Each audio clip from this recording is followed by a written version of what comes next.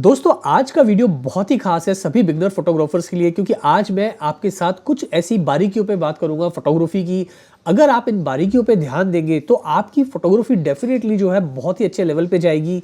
और अगर आप सोच रहे हैं कि आगे आने वाले टाइम में आपको एक प्रोफेशनल लेवल पे जाना है और आपको एक बड़ा फोटोग्राफर बनना है, तो ये बारीकियां जो है दोस्तों बहुत ही काम की होती हैं। तो इस वीडियो को सभी बिगनर फोटोग्राफर्स एंड तक जरूर देखिए। So welcome back to my channel friends, this is Manish Saxena.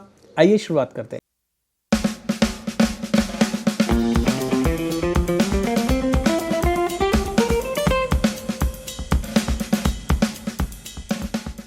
अब दोस्तों जब बात आती है बारीकियों की, तो सबसे इंपॉर्टेंट चीज फोटोग्राफी में होती है दोस्तों, जैसे हम कहते हैं इमोशंस, या आप उसे कह सकते हैं एक्सप्रेशंस। अब फोटोग्राफर कोई भी होता है, एक क्रिएटिव फोटोग्राफर क्या होता है कि वो भी अपनी तरफ से जो है, जो भी उसके चीज़ों को देखने का, यानी कि जो भी सब्जेक्ट को वो शूट कर रहा है, उसका एक नज़रिया अलग होता है, उसकी एक इमेजिनेशन अलग होती है। और हर फोटोग्राफर का एक अपना अलग अंदाज होता है कि किस तरह से उसको अपने सब्जेक्ट को दिखाना है फाइनल पिक्चर के अंदर। अब यहाँ पर फोटोग्राफर तक की बात तो ठीक है कि वो कैसे सोच रहा है, अब अपनी उस सोच को या अपने सब्जेक्ट को बहुत अच्छे से ही अपने आप को एक्सप्रेस करने के लिए, अपने एक्सप्रेशंस की, यानी फोटोग्राफर उसकी क्रिएटिविटी क्या है उसको दिखाने के लिए वो बहुत सारी तैयारी करता है। मसलन वो एक अच्छे मॉडल्स को यूज़ करता है, अच्छे कॉस्ट्यूम यूज़ करता है, अच्छी लोकेशंस यूज़ करता है, बहुत अच्छी प्रॉप्स यूज़ करता है। लेकिन ये इतना ही काफ़ी नहीं है। लेकिन जो एक अच्छे फोटोग्राफर्स होते हैं या प्रोफेशनल लेवल के फोटोग्राफर्स होते हैं, वो क्या करते हैं कि इसके आगे की सोचते हैं। वो सिर्फ ये नहीं सोचते कि मेरे एक्सप्रेशंस कैसे होंगे, मुझे किस तरह से अपनी चीज़ों को दिखाना है, बल्कि वो थोड़ा सा आगे सोचते हैं कि भाई जितनी तैयारी वो कर रहे हैं, क्या ये तैयारी काफ़ी है? नहीं, वो इसके आगे की सोचते हैं। वो सोचते हैं कि भाई मैंने अपनी तरफ से तैयारी तो कर ली है, लेकिन अब जो मेरा सब्जेक्ट है, क्या वो भी उसी तरह से जो है अपने इमोशंस को जो है एक्सप्रेस कर रहा है, या अपने एक्सप्रेशंस को उस तरीके से लेके आ रहा है जिस तरह से फोटोग्राफर ने सोचा है। तो यहाँ पर आपको अपने सब्जेक्ट को ये बताने की बहुत ज़रूरत है कि भाई आपको उसके एंड से कैसे इमोशंस चाहिए, किस तरह के एक्सप्रेशंस चाहिए। अब ये डिपेंड करते हैं कि भाई आप किस तरह का फोटो शूट कर रहे हैं, उसका कॉन्सेप्ट क्या है, किस तरह का मॉडल ने जो है अटायर पहना हुआ है, किस तरह की प्रॉप्स आप यूज़ कर रहे हैं, किस पर्पस के लिए शूट है। तो उसको मद्देनजर रखते हुए आपको ध्यान रखना है कि मॉडल के एक्सप्रेशंस या इमोशंस कैसे निकल के आ रहे हैं। अब इमोशंस और एक्सप्रेशंस कई तरह के होते हैं दोस्तों।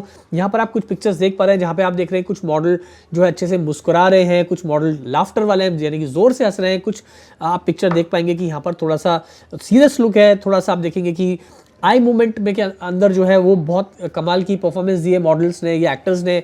तो यहाँ पर आपको इमोशंस और एक्सप्रेशंस निकालने के लिए ना केवल उसकी smile, lip movement, eye movement, या फिर उसका हंसने का तरीका, या उसका स्माइल देने का तरीका, या फिर उसका हैंड्स का मैनरिज्म, तो ये सारी चीज़ें जो है दोस्तों बहुत ही इंपॉर्टेंस रखती है फोटोग्राफी में। और एक फोटोग्राफर अच्छा वही होता है जो इस सारी चीज़ों को एक अच्छे से डायरेक्ट कर पाए और अपने सब्जेक्ट को बता पाए कि भाई उसे किस तरह के एक्सप्रेशंस चाहिए या किस तरह के इमोशंस वो पिक्चर्स में डालने की कोशिश कर रहा है। अब होता अक्सर ये कि जो एज अ बिगनर जब हम अपना काम शुरू करते हैं तो ये सारी चीज़ें का हमें आइडिया नहीं होता।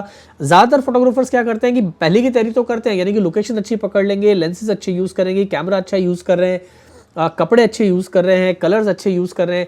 बट जब बात आती है अपने मॉडल्स पे, अपने सब्जेक्ट पे काम करने की, तो वहाँ पर जो है उनकी पिक्चर्स बहुत डेड नज़र आती हैं, अच्छी टेक्निकली अच्छी होने के बावजूद भी, बिकॉज वहाँ पर इमोशंस या एक्सप्रेशंस कंप्लीटली मिसिंग है। तो यहाँ पर आपको अपने मॉडल के साथ में बराबर कम्युनिकेट करना है। Communication is very very important. और आपके मॉडल को आपको बताना है कि भाई आपको स्माइल कितनी चाहिए, या आपको लाफ्टर चाहिए, या आपको किस तरह से मॉडल को कैमरा के अंदर लुक देना है, उसको अपनी आईज़ को कैसे यूज़ करना है, अपने हैंड्स को कैसे यूज़ करना है, आईज़ कितनी खोल के रखनी है, कितनी कम खोली रखनी चाहिए, या ज़्यादा आईज़ ओपन तो नहीं है उसकी, लिप मूवमेंट कैसा है उसका, कितनी मुस्कुराहट चाहिए या कम चाहिए, या अगर आपको थोड़े से टीयर्स चाहिए, थोड़ा रफ लुक चाहिए, या आपको थोड़ा सा टफ लुक चाहिए। तो ये सारी चीज़ें जो आपको एक्सप्रेशंस हैं, ये मॉडल के साथ में आपको बैठ के काम करना पड़ेगा, आपको समझाना पड़ेगा। तो ये सबसे पहली बारीकी चीज़ ये होती है कि फोटोग्राफी के अंदर आपको समझना है कि इमोशंस और एक्सप्रेशंस की क्या इंपॉर्टेंस होती है। अगर आप इस बात को समझ लेंगे तो डेफिनेटली आप देखेंगे कि आपकी फोटोज़ जो हैं वो बहुत ही कमाल की लगने वाली है दोस्तों। ये कुछ एग्जांपल्स थे जो मैंने आपको अभी स्क्रीन पे दिखाए। उम्मीद है आपको थोड़ा सा आइडिया मिला होगा। अब बात करते हैं दूसरी बारीकी की। अब दूसरी सबसे बारीकी वाली चीज़ होती है दोस्तों, वो होती है हमारा लाइटिंग सेटअप। अब लाइटिंग सेटअप से मतलब ये है दोस्तों कि लाइटिंग फोटोग्राफी के अंदर, अगर आप स्टूडियो में काम कर रहे हैं, आउटडोर में, आप 1 light, 2 light, 3 light, 4 light, 5 light, 20 light भी यूज़ कर सकते हैं, ऐसा कोई रूल नहीं है। और आप चाहें तो 1 लाइट पे भी बहुत अच्छी फोटोग्राफी कर सकते हैं। कहने का मतलब ये है कि लाइटिंग सेटअप को समझना बहुत ही ज़रूरी है। एज अ बिगनर अगर आपके पास में कोई लाइट नहीं है तो कोई चिंता की बात नहीं है, नेचुरल लाइट भगवान ने दी है, आप उसे अच्छे से यूज़ करिए। अब यहाँ पर लाइटिंग सेटअप से मतलब ये कि आप जिस तरह का भी आप काम करें, जिस तरह का भी आप असाइनमेंट कर रहे हैं, वहाँ पर आपका जो लाइटिंग सेटअप है दोस्तों वो परफेक्ट होना चाहिए। यानी कि सही लाइटिंग कंडीशंस में आपको शूट करना आना चाहिए।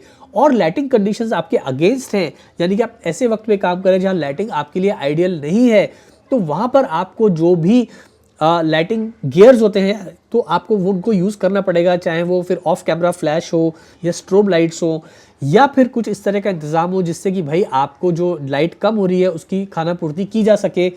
अगर वो भी चीज़ नहीं है तो फिर आपको अपने एक्सपोजर ट्रायंगल यानी कि ISO, आपका कैमरा कैसा है, आपका एक्सपोजर ट्रायंगल किस तरह से काम कर रहा है, तो वहाँ आपको बेस्ट टू बेस्ट कोशिश करनी चाहिए। ओवरऑल कहने का मतलब है कि लाइटिंग सेटअप जो है ना दोस्तों वो आपका परफेक्ट होना चाहिए। अब लाइटिंग अगर आपकी परफेक्ट नहीं है और सब चीज़ परफेक्ट है तो भी बात बिगड़ जाती है। तो यहाँ जो बारीकी वाली बात ये दोस्तों कि हमारे पास में कौन से गियर्स हैं इस वक्त, कितनी लाइट है या कितने फ्लैश हैं या बिल्कुल नहीं है, तो हमें उन सब कंडीशंस को ध्यान में रखते हुए किस तरह से अपनी लाइट को यूज़ करना है ताकि पिक्चर्स हमारी अच्छी मिले। यहाँ पर मैं कुछ पिक्चर्स आपको दिखा रहा हूँ स्क्रीन के ऊपर। ये पिक्चर्स मैंने बिल्कुल नेचुरल लाइट में लिए जहाँ पर हमने किसी भी तरह का कोई भी लाइटिंग गियर यूज़ नहीं किया है और आप देख पा रहे हैं कि पिक्चर्स हमें अच्छी खासी साफ़ सुथरी मिल गई हैं। सिर्फ यहाँ पर हमने क्या किया, सही टाइम पे सही लाइटिंग कंडीशंस में हमने शूट किया और सही लोकेशंस पे जहाँ पर लाइट इनफ थी जितनी हमें चाहिए। एक बात और है दोस्तों कि लाइट जो है ना वो हमें एक चीज़ और समझनी है कि कई बार क्या होता है कि बहुत सारे फोटोग्राफर्स स्पेशली बिगनर्स वो उनको लगता है कि अगर हमारे पास महंगी लाइट्स होंगी या हमारे पास में कुछ 4-5 लाइट्स होंगी तो ही हम एक अच्छी लाइटिंग वाली फोटोग्राफी कर पाएंगे या अच्छे से लिट कर पाएंगे अपने सब्जेक्ट को। ऐसा नहीं है दोस्तों। लाइटिंग के अंदर आपको सबसे समझने वाली बात यह है कि आपको कितनी लाइट चाहिए आपको पता होना चाहिए और कितनी लाइट नहीं चाहिए ये भी आपको पता होना चाहिए। इन दोनों सिनेरियो के अंदर आपको एक अगर आप एक अच्छे फोटोग्राफर है तो आपको समझ आ जाएगा कि आपको लाइट की कितनी ज़रूरत है, कितना फेस पे कितना लाइट चाहिए और कितना नहीं चाहिए। तो इस बैलेंस को समझना बहुत ज़रूरी है। ऐसा नहीं है कि आपने 2 लाइट या 3 लाइट यूज़ कर रहे हैं तो उससे पिक्चर बहुत ज़्यादा अच्छी आने वाली है, बिल्कुल ऐसा नहीं है। और अगर आप सिंपल एक 5-in-1 रिफ्लेक्टर भी यूज़ करें तो उससे भी पिक्चर उतनी अच्छी आएगी जितनी एक लाख रुपए की लाइट से आएगी। यहाँ पर समझने वाली बात यह कि आपने लाइट को कैसे यूज़ किया।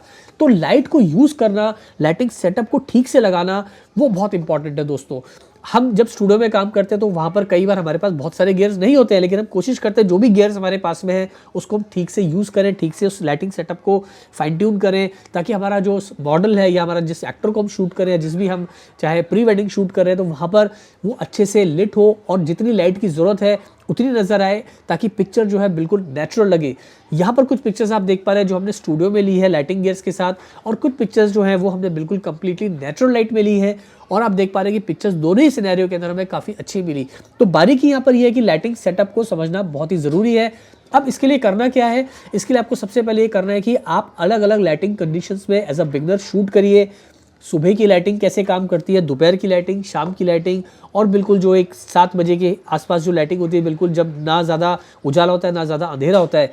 इससे आपको पता चलता है कि अलग अलग लाइटिंग कंडीशंस में आपका कैमरा का जो एक्सपोजर ट्रायंगल है वो किस तरह से काम करता है, किस तरह के आपको जो है उसका जो इफेक्ट है वो किस तरह के निकल के आता है अलग अलग लाइटिंग अलग अलग टाइम जोन के अंदर। कि भाई आपने जो है सुबह 10 बजे शूट किया तो लाइटिंग किस तरह की, दोपहर के 12 बजे लाइट थोड़ी हार्ड हुई, फिर आप थोड़े वरांडा में जाके आपने शूट किया, आपने थोड़ा सा पेड़ की जो छन के लाइट आ रही है आपने वहाँ पर शूट किया। इससे आपका लाइटिंग पे थोड़ा कमांड है ना दोस्तों वो बहुत काफ़ी अच्छे से बैठेगा और आपको समझ में आएगा कि भाई लाइटिंग जो है किस तरह से रिएक्ट करती है फोटोग्राफी में। तो फोटोग्राफी मैं हमेशा बोलता हूँ कि भैया पूरा लाइटिंग का ही खेल है, इसको आपने समझ लिया तो आधा काम तो आपका वैसे ही हो गया। बाकी आपको जो मैंने पहला पॉइंट बताया है इमोशनल एक्सप्रेशंस, उस पर भी आपको काम करना है। अब दोस्तों हम बात करते हैं हमारी आज की तीसरी बारीकी की यानी कि तीसरे पॉइंट की। अब जो तीसरा पॉइंट है दोस्तों ये भी समझना बहुत ज़रूरी है। अगर आपको एक अच्छा फोटोग्राफर बनना है तो यहाँ पर आपको इस बात को समझना ज़रूरी है कि जब भी आप काम कर रहे हैं तो आपको एक अच्छा फोटोग्राफर बनने के लिए आपको तरह तरह के लोगों को शूट करना आना चाहिए। तरह तरह के लोगों से मतलब क्या है कि डिफरेंट स्किन, डिफरेंट फेसेस और डिफरेंट लाइटिंग कंडीशंस के अंदर।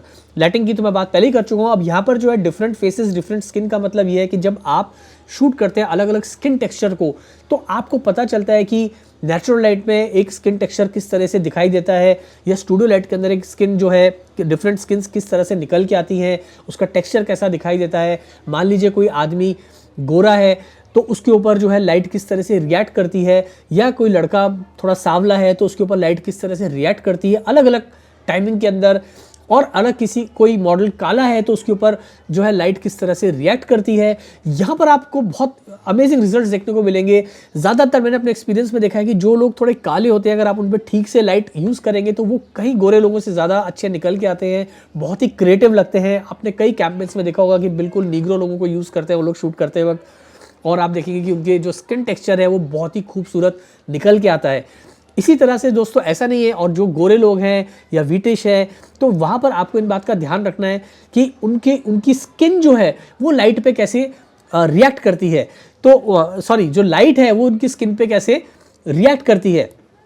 तो आपको जब आप इस तरह की फ़ोटोज़ को लेंगे तो आपको पता चलेगा कि यार मैंने एक्सपेक्ट नहीं किया था कि ये मॉडल इस तरह से नज़र आ सकता है पिक्चर्स के अंदर।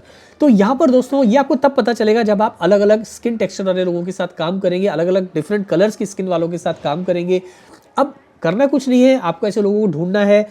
अभी आप बिगनर फोटोग्राफर है, अपने आसपास अपने दोस्तों को या अपने आसपास जो भी इस तरह की फ़ोटोज़ में इंटरेस्टेड हो, आप उन्हें कॉल करिए कि भैया मैं आपके संग फ़ोटो सेशन करना चाहता हूँ, और कोशिश करिए कि आप अलग अलग स्किन वालों को अलग अलग कलर की स्किन वालों को शूट करें। इससे आपको पता चलेगा कि यहाँ पर कितना फ़र्क आता है आपकी फ़ोटोग्राफी में। मैंने कुछ पिक्चर्स आपको भी दिखाई स्क्रीन के ऊपर, तो यहाँ पर आप देख पा रहे हो मैंने अलग अलग स्किन वालों को शूट किया और मुझे रिजल्ट जो है बहुत ही कमाल के मिले।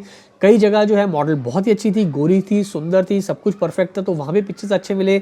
और कई जगह हमारा मॉडल बहुत रफ था, स्किन उतनी अच्छी नहीं थी, लेकिन हमने थोड़ा सा लाइटिंग पे काम किया, उसकी स्किन को प्रेजेंटेबल बनाया, और जैसी भी स्किन थी उसके ऊपर हमने लाइटिंग को ठीक से इस्तेमाल करके उसको हमने एक बिल्कुल अलग तरीके से दिखाया। और आप देखेंगे कि वही टेक्सचर जो है स्किन का बहुत ही अच्छे से निकल के आया और पिक्चर में थोड़ा सा जान आ गई।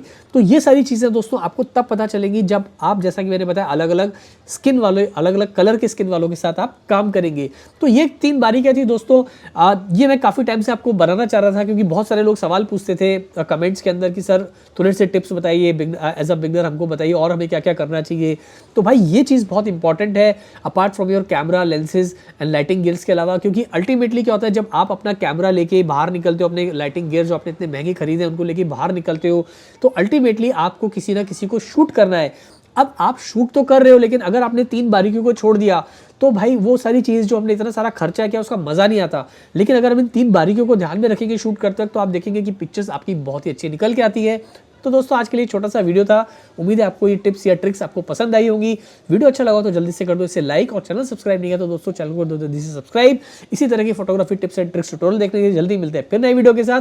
Thanks for watching.